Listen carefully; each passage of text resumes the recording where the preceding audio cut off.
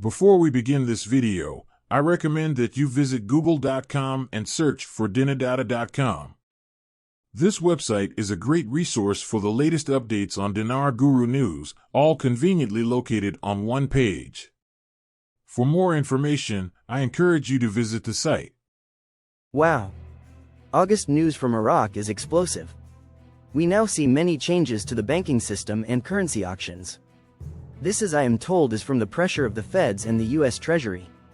As far as timeframes, my CBI contact told me to watch the progress of the banking reforms that the Feds are pushing. This includes the parallel market rate versus the CBI official rate and the currency auction levels.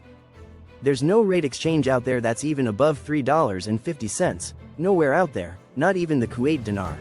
$3.25. I think theirs is the most valuable, so how is somebody going to give a $7 exchange rate? If you drop the 3 zeros off the exchange rate of the dinar, what you have is $1 divided by 1320. You're going to get 0.0007. If you drop the 3 zeros off 0.00076, you have 0.76. Keep in mind what they've done is phenomenal. The amount of work showing Iraq is going international, and they're working to that end to do it as quickly as possible is how I can see it. Television now showing us articles, they're holding them up saying the HCL has been held up for 19 years as a hostage. Now it's being presented to the House of Representatives. Frank, your HCL is coming to you, don't worry about it. Once you see the HCL, the new exchange rate. Research says 70% of all lottery winners are broke within 3 to 5 years after they win the lottery. These numbers are almost as high for ex-NFL football players who, once they are no longer playing football, go broke. They're doing exactly what I am strongly recommending you don't do. They are living off their winnings. You want to get into a mindset of replenishing your wealth. It will be easier to build more wealth once you have wealth. Money begot money. Money attracts money. I did have a number of contacts tell me that my guesstimates on rates on currencies are going to be way under. That rates will be way higher than I was anticipating. I am hearing that from almost every source on almost every currency. I've gotten the weirdest hate mail with a capital H. You people need to just suck it up. I don't care if it's not what you want to hear. I'm just reporting what the policy in Iraq is and whether it's pushing our speculation forward or not. That's all it is. Nothing more than that. Central bank governor participates in a workshop specialized in electronic payment. Quote, His Excellency the Governor of the Central Bank of Iraq, Mr. Ali Mohsin Al-Alak, participated in a specialized workshop on accelerating the transition to electronic payment, sponsored by the Prime Minister, and organized by the Osul Foundation for Economic Development and Sustainable Development. Iraq is still treading forward.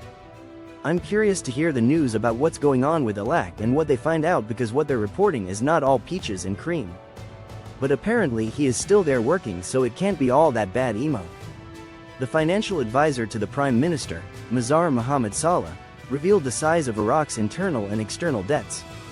Saleh told Al Farad news agency, Iraq is no longer one of the highly indebted countries in terms of its external debt balance, as the external debts due for repayment during the current decade do not exceed $9 billion in all cases, and the general budget provides sufficient annual allocations to service all debts, which means paying installments and interest, according to the nature of the debt, which is called debt amortization.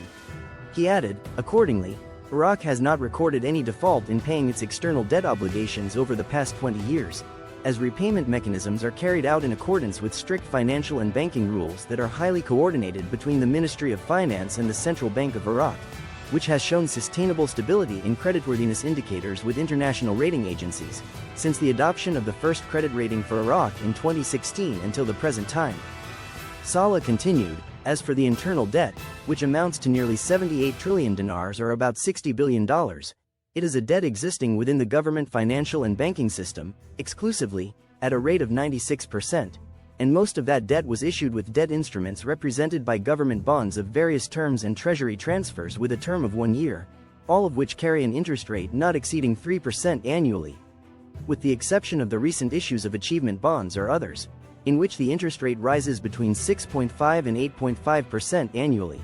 He pointed out that mechanisms were adopted to pay interest, or pay installments of debt dues, from the annual allocations allocated in the federal general budget, and it is noted that the Monetary Authority, by deducting those internal government debts from it specifically, was able to liquidate them or convert them into cash by discounting them at the Central Bank of Iraq and through secondary market operations and within the scope of monetary policy work that targets growth in the money supply.